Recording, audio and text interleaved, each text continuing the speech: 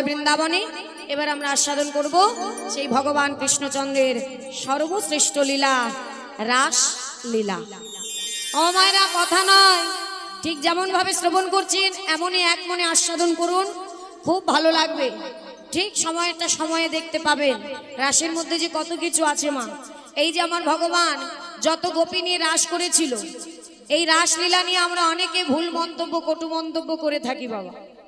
না জেনেই কত কথা বলে ভগবানকে। হ্যাঁ, যে ভগবান এত গোপী নিয়ে রাস করেছে, তাতে কোনো দোষ নাই। হ্যাঁ, আমরা কিছু করলেই দোষ বলে না মা। এই কথাটা যে বলে সে তো অপরাধে কুড়াবে, আর যে তার সামনে দাঁড়িয়ে এ কথাটি শ্রবণ করবে তার থেকে দ্বিগুণ বেশি অপরাধী সে হবে।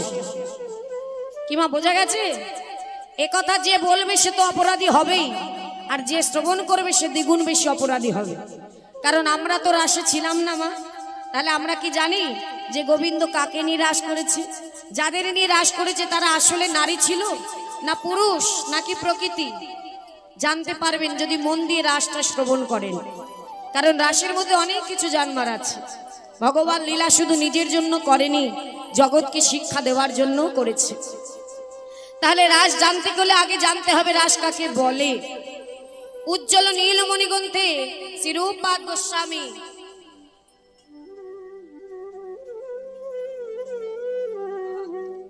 শ্লোকে বর্ণনা দিয়ে বললেন, রসনাঙ্গে সমূহ রস, অর্থাৎ এই নিখিল ভুবনে যত রস আছে সকল রসের উদয় হয়েছে আজ এই রাস রজনীতে। তাহলে দেখুন মা, আমরা কিন্তু জানি না যে কে কতদিন থাকবো কে থাকবো না, কিন্তু বাবা জেনেছিল একজন। কে? সে জেনেছিল 7 দিনের মধ্যে তক্ষক দংশনে তার মৃত্যু হবে। সে কে বলুন তো? সে একমাত্র জেনেছিলেন যে 7 দিনই আমার আয়ু আছে, আমি আর বাঁচব না, তক্ষক দংশনে মৃত্যু হবে তার। হরি বল, হরি বল, অনুধ্বনি।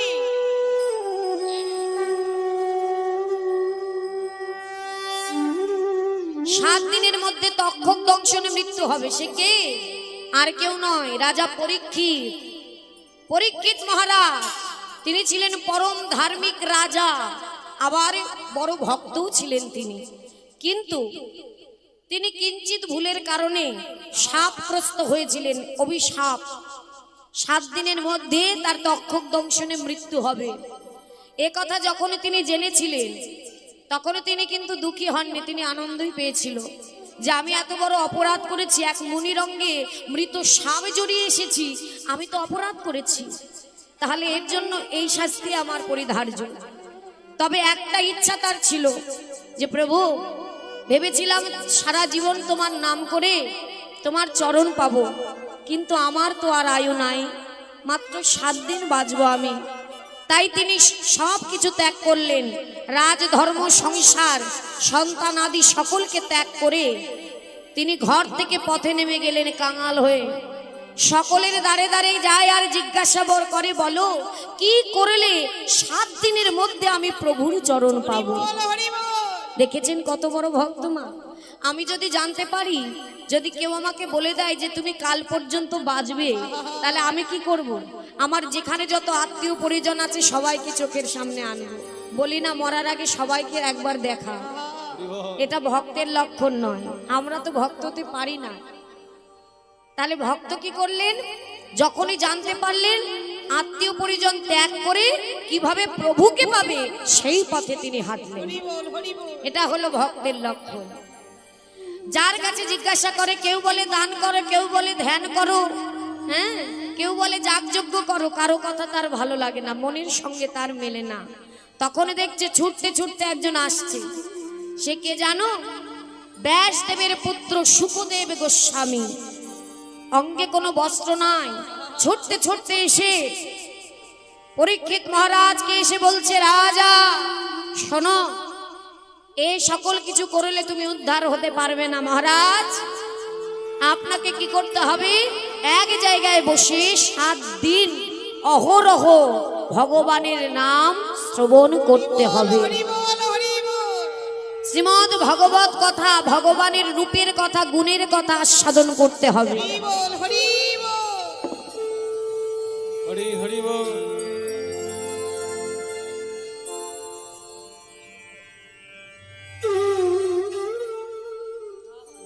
ভগবানের রূপের কথা গুণের কথা আস্বাদন করতে হবে, তবেই তুমি নাম শ্রবণ করতে করতে ওই 7 দিনের মধ্যেই তুমি প্রভুর চরণ প্রাপ্তি হবে। নিতাই গৌর হরি বল। তাই আমাদের প্রতিটা দিন এমন ভাবেই বাঁচতে হবে মা। আনন্দে কাটাও, সব করো, সংসার করো, কিন্তু তার মধ্যে মনে রাখো এই প্রাণ পাখিটা কিন্তু যখন তখন উড়ে যেতে পারে। তাই সেই কথা মনে করে প্রতিদিন কৃষ্ণ নাম করতে হবে। কাল হয় কি না হয়, কাল হয় কি না হয়, তাই না মা? তাই আজ হয়েছে আজই করে নি, কাল যদি না হয়, কাল এসেছি পরশু করব না, কাল পেয়েছো সুযোগ কালই করে নাও। কারণ পরের দিন যদি আমার জীবনে না আসে, হরি বল। প্রভাতে যদি নয়নটা মেলতে না পারি, তাই যখনই শয়নে যাবে ওই শয়নের সময় প্রভুকে স্মরণ করে ঘুমাবে মা, যে প্রভু সাক্ষাৎ তোমাকে দেখার মতো ভাগ্য আমাদের হয়নি, কিন্তু এই চোখ বন্ধ করলাম, যেন একবার কৃপা করে করুণা করে স্বপ্নে তুমি এসে আমায় দেখা দিয়ে যেও। হারে যদি চোখ খুলতে না পারি তবুও ভালো দয়াময়, যদি স্বপ্নে তোমায় দেখতে দেখতে আমি চলে যাই, তাও আমি নিজেকে ধন্য মনে করবো। তাই ওর হরি বল। তাই সব সময় মনে রাখবে তুমি প্রভু, আমি তোমার চরণের দাস, তোমার চরণের দাসী। একথা যদি কেউ নিজের মনে করতে পারে, যত দিন বেশি নেই মা, যত তাড়াতাড়ি পারবে নিজেকে গোবিন্দ চরণে সঁপে দাও। কারণ এ জগতে গোবিন্দ ছাড়া, তার চরণ ছাড়া আমাদের আপন কেউ নেই। কারণ এই মনের যে অন্তরের কথা, দুঃখের কথা বলতে পারো মা, এই জগতে কেউ আছে যে গভীর মনের ক্ষতটা তাকে জানাতে পারো? কেউ আছে? একমাত্র ওই ভগবানের কাছেই গিয়ে জানা, তার কাছেই বলা যায়। আর কেউ নেই তোমার ওই ক্ষত শোনার মতো, কেউ নেই ওই ক্ষত তোমার মোছানোর মতো, একমাত্র ভগবানই আছে। তাই বললেন সময় থাকতে কৃষ্ণ ভজ, সময় চলে গেলে আর পাওয়া যাবে না। নিতাই গৌর হরি বল, হরি বল। হরি হরি বল। তাই চলুন আজ কিভাবে এই রাসলীলার প্রকাশ হলো। বৃন্দাবনের ব্রজগোপীরা 1 মাস যাবত কাত্যায়নী ব্রত করলেন। 1 মাস কাত্যায়নী ব্রত করলেন কেন? একটি রজনীতে গোবিন্দকে পাবেন বলে। তাহলে দেখুন আজ আপনারাও এসেছেন কেন? রাসলীলা আস্বাদন করবেন বলে। আর এই জায়গাটা এত কষ্ট করে আমাদের দিয়েছে কে? কমিটির দাদা ভাইরা। তারা অনেক কষ্ট করে, অতীব পরিশ্রম করে, একটু একটু করে এই হরিবাসরের আয়োজন করেছে, আমাদের উপহার দিয়েছে, পারাপারের সুযোগ করে দিয়েছে। তাই আপনারা তাদের আশীর্বাদ করবেন, যেমন এই হরিবাসর যেমন ভাবে তারা প্রতি বছর দিচ্ছে, এই হরিনামে যেন কোনোদিন বন্ধ না হয়, এই হরিনামে যেন দিনে দিনে আরো অনেক বড় হয়। সবাই আশীর্বাদ করবেন। নিতাই গৌর হরি বল, হরি বল। হরি বল। কারণ মঙ্গলময় হরির নাম সব সময় মঙ্গলই হয়। যারা দেবে তাদের তো মঙ্গল হবে, তার পরিবারেরও মঙ্গল হবে। যারা কষ্ট করে শ্রবণ করতে আসবেন তাদেরও মঙ্গল হবে, তার পরিবারেরও মঙ্গল হবে। এবং এই যে হরি নামের ধ্বনিটা বাতাসে বয়ে যাচ্ছে, শুধু এই গ্রাম নয়, এই গ্রামে নাম হচ্ছে বলে এই গ্রামেরই মঙ্গল হবে তা নয়। এই নাম বাতাসে বয়ে যতদূর পর্যন্ত যাবে ততদূর পর্যন্ত মঙ্গল আর মঙ্গল হবে, অমঙ্গল সব দূরে চলে যাবে। হরি বল, হরি বল। তাই 1 মাস যাবত কাত্যায়নী ব্রত করলেন, কিন্তু বাসনাটা কি মা? একটি রজনীতে গোবিন্দকে প্রতিরূপে চাই। 1 মাস কাত্যায়নী ব্রত করবার পরে মা কাত্যায়নী এসে বললেন, বলো গোপী কি চাও? বললেন, হে মা কাত্যায়নী, বেশি কিছু নয়, শুধু একটি রজনীতে তোমাকে আমরা মা গোবিন্দকে প্রতিরূপে লাভ করতে চাই। মা বললেন, তথাস্তু, তোমাদের বাসনা পূর্ণ হবে। তবে এই বলে মা কাত্যায়নী চলে গেলেন। গোপীরা বড় আনন্দ পেল, বর তো পেয়েছে। এই আনন্দ করে যে যার ঘরে গিয়ে কাঙ্কে কলসি নিয়ে ছুটতে ছুটতে যাচ্ছে যমুনায় স্নান করতে। আর যমুনায় যখন স্নান করতে নেমেছিল তারা কি করেছিল মা? গোপীদের অঙ্গে যত বসন ছিল বসনগুলো খুলে তীরে রেখেছিল, তীরে রেখে তারা স্নান করতে নেমেছিল, তাই না মা? যার একটি লীলার নামও আছে, যার নাম হলো বসন চুরি লীলা। যেই গোপীরা স্নান করতে নেমেছে আর ওদিকে চতুরের চূড়ামণি কৃষ্ণ আমার এক পা দুপা করে এসে সকল গোপীর বসনগুলো চুরি করে নিয়েছে। আর গোপীরা তো মনের আনন্দে স্নান করছে। স্নান করতে করতে হঠাৎ এক গোপীর স্নান হয়ে গেছে। অমনি সেই গোপী কি করেছে মা, সেই গোপী তীরে উঠেছে যে বসনটা আনবে, তীরে উঠতে যাবে, গিয়ে দেখছে সর্বনাশ, এখানে তো একটাও বসন নেই। হায় হায়, এবার আমরা ঘরে যাব কি করে? আমরা না কুলের কুলবধূ? চারিদিকে ওই জলের মধ্যে খুঁজতে লেগেছে বসন। খুঁজতে খুঁজতে মা হঠাৎ করে চোখ পড়েছে, ওমা গোবিন্দ বসন নিয়ে কোথায় উঠেছিল? কদম্ব বৃক্ষের ডালে, তাই না? দেখছি ওই কদম্ব বৃক্ষের ডালে চোখ পড়েছে গোপীর চতুরের চূড়ামণি কৃষ্ণ সকল গোপীর বসন নিয়ে বসে আছে। আর যেই দেখেছে গোবিন্দকে অমনি লজ্জা পেয়ে নিজের লজ্জা এক হাত দিয়ে নিবারণ করেছে। গোপীদের অঙ্গে তো বসন নেই মা, এক হাত দিয়ে লজ্জা নিবারণ করে আর এক হাত উত্তোলন করে দিয়েছে। করে দিয়ে বলছে, ও হে চোরের চূড়ামণি কৃষ্ণ, ছি ছি ছি ছি ছি, তোমার লজ্জা করে না? একেতে গোপীদের ঘরে ঘরে তুমি নবনী চুরি করেছো, তাতে তোমার স্বাদ মেটেনি, আর এখন এসেছো এই আমাদের মতো ব্রজগোপীদের বসন চুরি করতে। ছি।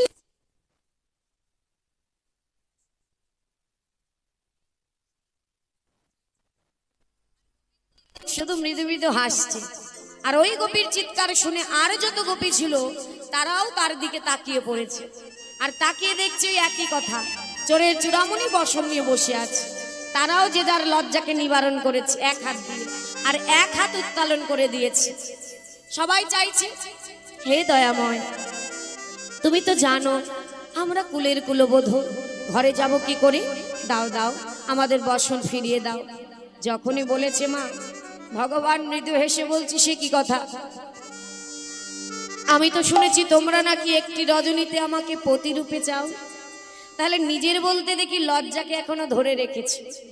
আমার চরণে তো 16 আনা সমর্পণই করলে না, তাহলে আমি তোমাদের পতি হব কেমন করে? এখনো তো নিজের লজ্জাকে নিজেই ধরে রেখেছে, তাহলে আমি পতি হব কেমন করে বলো? আমি তো শুনলাম তোমরা আমাকে পতিরূপে চাও। শোনো গোপী, বসন তো দিয়ে দেব, তবে তার আগে একটি কথা বলি। আমায় বলো তো গোপী, তোমরা যেদিন এই ধরাধামে এসেছিলে সঙ্গে করে কখানা বস্ত্র এনেছিলে গোপী? হরি বল, হরি বল। আর যেদিন এই ধরাধাম থেকে চলে যাবে সঙ্গে করে কখানা বস্ত্র নিয়ে যাবে গোপী? হরি বল। কি মা, একটাও এনেছি যে একটাও নিয়ে যাব? কিছু নিয়ে আসিনি, কিছু নিয়ে যাব না। তাই ভগবান বলছে, শোনো গোপী, লজ্জা ঘৃণা ভয় তিন থাকিতে নয়।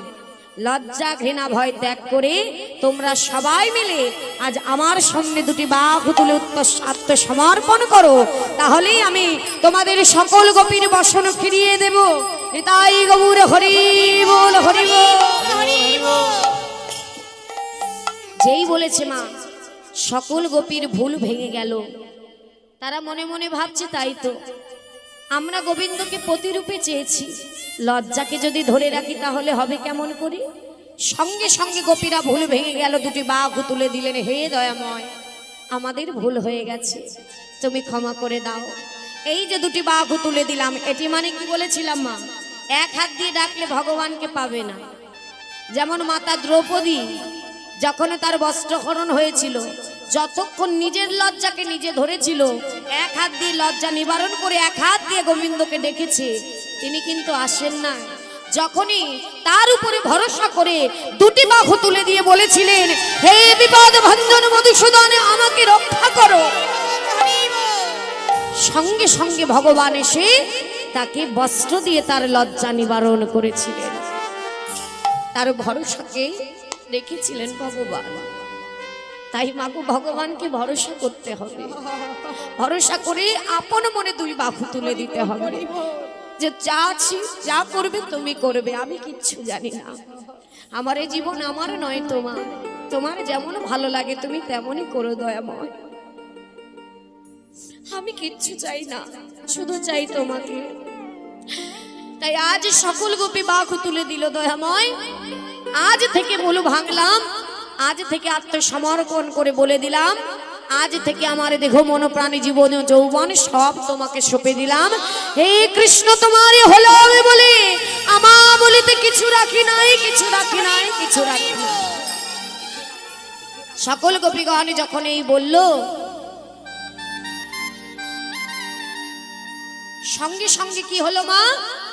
গোবিন্দ বলল তথাস্তু, তোমাদের এত বড় ত্যাগে আমি প্রীত, আমি খুশি। বলো কি চাও, কি চাও তোমরা? দয়াময় বেশি কিছু নয়, শুধু একটি রজনীতে তোমাকে আমি পতিরূপে লাভ করতে চাই। বেশ, তথাস্তু গোপী, তোমাদের বাসনা পূর্ণ হবে। দেখুন আজ কথা দিল গোপীদের ভগবান। কি কথা?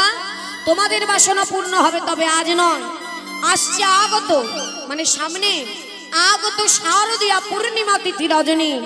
শরৎকালের পূর্ণিমার চাঁদ উঠবে, অলিকল প্রস্ফুটিত হবে, মধুকর হবে মত্ত, মৃদু মন্দ বাতাস বইবে। সেদিন আমি বাজাবো পঞ্চম স্বরে মুরলী। সেই মুরলী ধ্বনি শ্রবণ করে তোমরা সকল গোপী রাস মণ্ডলীতে আসবে। আমি তোমাদের সকল গোপীর বাসনা পূর্ণ করে দেব। হরি বল।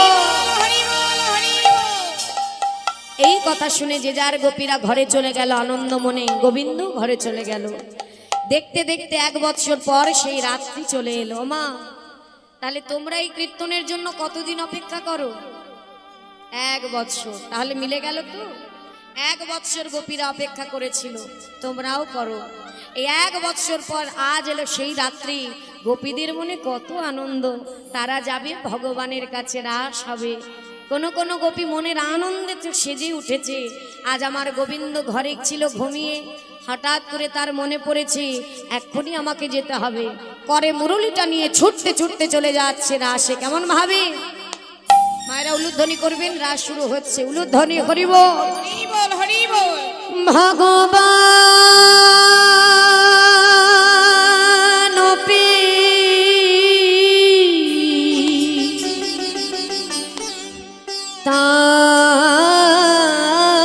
তারাত্রে শারদ ফুল্ল মল্লিকা। হরি বল, হরি বল।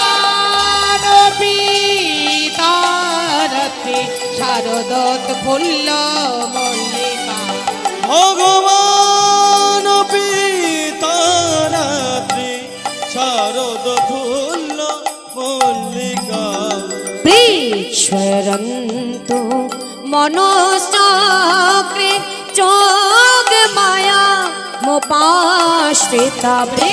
ঈশ্বরান্ত্র মনোষি চক্রে যোগ মায়া মোপাসি। ভগবান অপি তারাত্রি শারদোৎফুল্ল মল্লিকা। ভগবান পিতারাত্রে শারদত ফুল্ল মল্লিকা।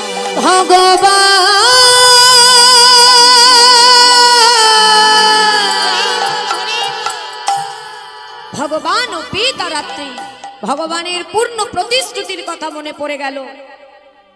সঙ্গে সঙ্গে তিনি মুরলী ধ্বনি করলেন। আর কি দেখলেন মা? ঘর থেকে বাহিরে এলেন গোবিন্দ। বাহিরে এসে একেবারে গগনে নয়ন দিল, আকাশে নয়ন দিয়ে কি দেখছে জানো? কি বা শারদ হরি বল, হরি বল। চন্দ্র উলুধ্বনি, উলুধ্বনি। পবন মন্দ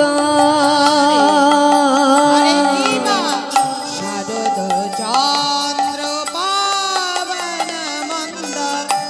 শারদ চন্দ পবন মন্দ। বিপিনে ভরালো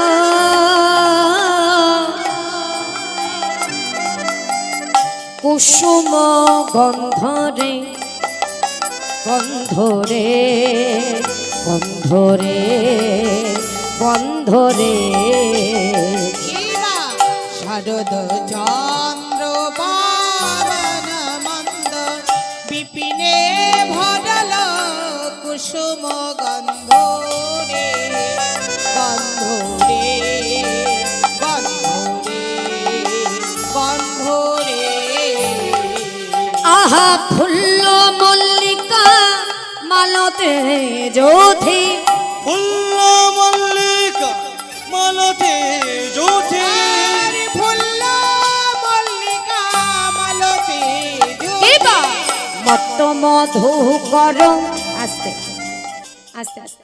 আচ্ছা তার আগে বলুন তো মা, এইটা এই যে ফুল, যেখানে ফুল ফোটে সেখানে কি আসে? ভ্রমর আসে। ভ্রমর এসে কি করে? ফুলের মধু পান করে, তাই না? তাহলে আজ কি হলো জানো? গোবিন্দ যখন যেখানে দাঁড়িয়ে আছে, যেখানে তিনি রাস করবে, আমাদের তো 6টি ঋতু, তাহলে আজ শরৎকালে রাস হচ্ছে। তাহলে শুধু কি শরৎকালেরই ফুল ফুটবে? বলছে না, আজ যখন শরৎকালের ফুল ফুটলো, আর যে 5 ঋতুর ফুল আছে সবাই তার কাছে অনুনয় করলেন। সেই 5 ঋতু অনুনয় করলেন যে দয়াময়, আমরা সকলেই তোমার সেবায় লাগতে চাই। ভগবান তাদের কৃপা করলেন। তাহলে এত ফুল, আমরা যদি বাড়িতে 2টি গাছ, ফুলের গাছ লাগাই, তাতে যদি ফুল ফোটে সেই শোভাটা কেমন লাগে? ভালো লাগে না? মনে হয় না বারবার গিয়ে দেখি? মনে হয় না? তাহলে এখানে 1টি 2টি নয়, একেবারে 6 ঋতুর ফুল ছোট থেকে বড় সব ফুটে আছে। তাহলে সেই শোভাটা কেমন লাগছে? অপূর্ব সুন্দর, তাই না? তাহলে এত ফুল দেখে ভ্রমর কি থাকতে পারে? ভ্রমর থাকতে পারছে না, যেন মাতাল হয়ে যাচ্ছে। হ্যাঁ, তাই বলছে দেখো দেখো, আহা মত্ত মধু কর ভরণী, আহা হরি বল। ধুকার ভরণী মত মধু কর মরণে আরে মত মধুকর ভরণী মধু কর ধরণে আরে মত মধুকর ভরণী রে আহারে আহারে আহারে মাতাল ভ্রমর গুনগুন করে, মাতাল ভ্রমর গুনগুনি করে মাতাল ভ্রমর গুনগুন করে আজ বেশি মধু পেয়েছে বলে মাতাল ভ্রমর গুনগুন করে। আজ বেশি মধু পেয়েছে বলে মাতালে ভ্রমর গুনগুনি করে এত ফুল দেখে ভ্রমররা থাকতে পারছে না, একেবারে ধেয়ে চলে যাচ্ছে।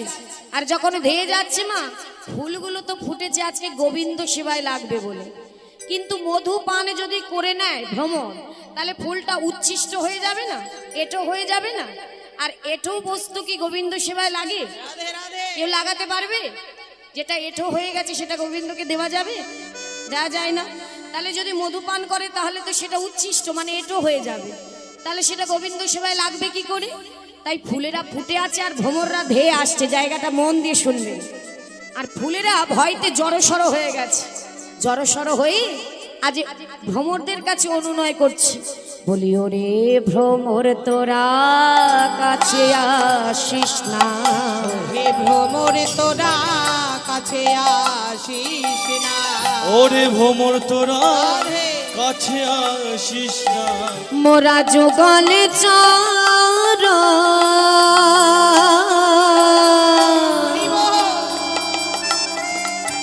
সারে করেছি, ওরে ভ্রমর তোরা কাছে আসিস না। মোরা যুগল চরণি সারি করেছি ওহে ভ্রমর তোরা কাছে আসিস না ভ্রমরদের অনুনয় করছে, ওরে ভ্রমর আজ আমাদের কাছে আসিস না, ওরে আজ আমাদের উচ্ছিষ্ট করিস না। তোরা যদি এসে আমাদের মধুপান করিস তাহলে আমরা উচ্ছিষ্ট হয়ে যাব, আমরা আর গোবিন্দ সেবায় লাগতে পারবো না। হরি বল কিন্তু ভ্রমর কি কথা শুনলো মা?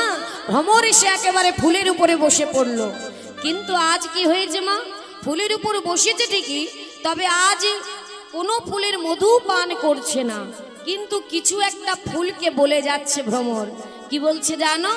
বলি ওরে ফুল, আজ আমি তোদের মধুপান করতে আসি না, আজ এসেছি আমি তোদের সাবধান করতে। কি সাবধান? বলি শোন শোন। বলি দেখো যেন মধু ঝরে পড়ো না। হরি বল হরি বল। ঝরে পড়ো না। দেখো যেন মধু ঝরে পড়ো না। মধু ঝরে গেলে